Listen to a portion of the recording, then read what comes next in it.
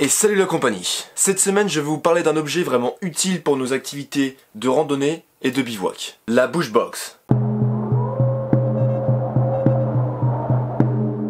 Pour commencer, qu'est-ce que c'est concrètement que la Bushbox? C'est simplement une cage en acier permettant de contenir un feu.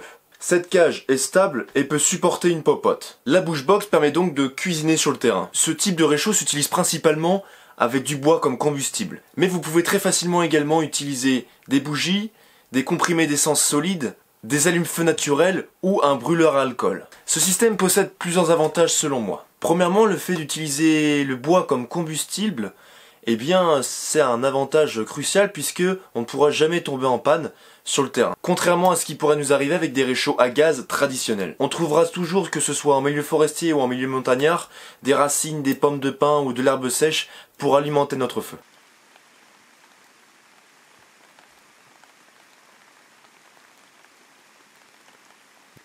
De plus, comme le foyer est petit, pas besoin de couper des tonnes de bois. Quelques brindilles peuvent suffire. Ce qui est vraiment appréciable aussi avec ce type de réchaud, c'est que vous pouvez cuisiner de façon stable. Ce n'est pas comme sur un feu de camp où il faut utiliser une suspente ou une grille pour pouvoir cuisiner convenablement. Il suffit de poser le réchaud sur une base stable, on vient y mettre la popote dessus, et le tour est joué. Vous voyez que ça prend vraiment que peu d'espace, on est sur même pas 1 cm de largeur.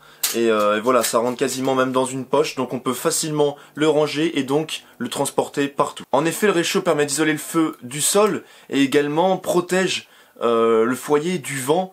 Ça fait office de pare-vent, donc on va gagner environ 40% d'efficacité dans l'allumage de notre feu. J'ai vraiment adopté ce système car même si on fait un feu, l'impact sur le sol est minimisé. En effet, vous savez que faire un feu à même la terre entraîne des dégradations importantes sur le sol. Cela tue l'activité biologique et donc immobilise les incorporations de matière organique en matière minérale dans le sol. Également, cela détruit au passage tout système de vie végétative. En gros, l'évolution du sol est stoppée. Donc le feu de camp c'est bien, mais pas obligatoire. Encore une fois, par l'intermédiaire de ce réchaud, le foyer de votre feu n'est pas directement au contact de votre sol. Également, en raison de la taille du foyer, les braises et escarbilles qui sortiront du feu seront vraiment tout petites et s'éteindront rapidement. Vous réduisez donc drastiquement les risques d'incendie. Un feu de camp c'est difficile à éteindre et souvent on vient à mal le faire. Avec le réchaud c'est facile, on a besoin seulement de quelques minutes pour faire disparaître entièrement le feu. Les braises sont en effet jamais très grosses en raison de la taille des sections de bois que l'on vient mettre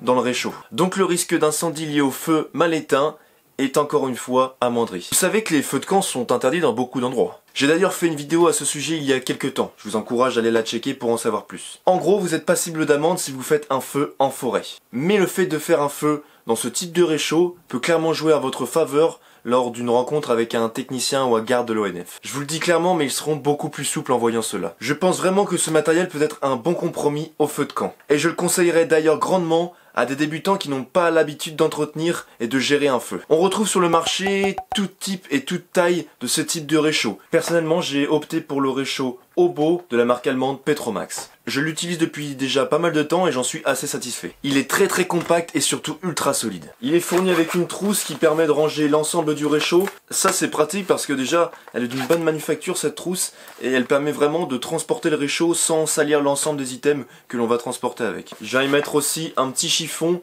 à l'intérieur de la trousse, comme ça me permet de nettoyer le réchaud pour l'entretenir avant chaque rangement et après utilisation. Il est conçu en acier inox, il pèse 500 grammes et il est d'une taille moyenne comparé à ce qu'on peut retrouver sur le marché. Alors le petit défaut, j'allais dire, c'est son prix.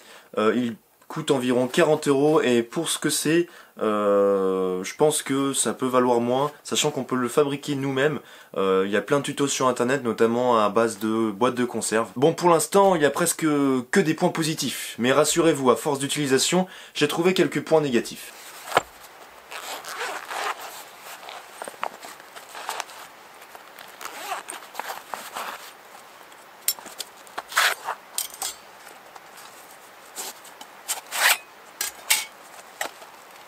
C'est toujours assez galère de monter le réchaud, l'assemblage demande quelques minutes, et j'imagine même pas lorsqu'on a les mains froides ou lorsque l'on porte des gants, cette tâche devient vraiment compliquée voire impossible. Il existe sur le marché une marque je crois que c'est la seule à faire ça, Bushcraft Essentiel, qui développe des réchauds qui se plient et déplient un petit peu comme des origamis et qui permettent d'éviter les assemblages un petit peu comme avec mon réchaud, et ça fait gagner du temps et c'est beaucoup plus simple. Un réchaud à bois demande un gros apport de bois, il faut vraiment s'en occuper souvent, toujours mettre du bois, sinon le feu vient à s'éteindre très rapidement. Ça peut être un petit peu galère si par exemple vous êtes pris à faire quelque chose pendant quelques minutes et que vous pensez pas à votre réchaud, et bien votre réchaud peut venir s'éteindre et donc arrêter la chauffe de votre ou la cuisson de votre repas. Personnellement, lorsque je vais sur le terrain avec ce type de réchaud, j'emporte souvent également un brûleur à alcool. Ici c'est un brûleur de la marque S-Bit que j'utilise et je viens le mettre à l'intérieur si je vois que je suis un peu plus pressé ou alors que j'ai pas forcément de bois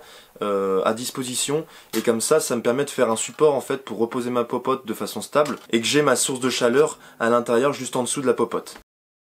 Bref, je pense avoir tout dit à ton sujet, petite boîte. N'hésitez pas si vous avez des questions, ça se passe en commentaire. Abonnez-vous également, c'est très important, ça permet de me soutenir dans mon travail. Sur ce, on se retrouve la semaine prochaine pour un épisode inédit. Portez-vous bien en attendant, et ciao.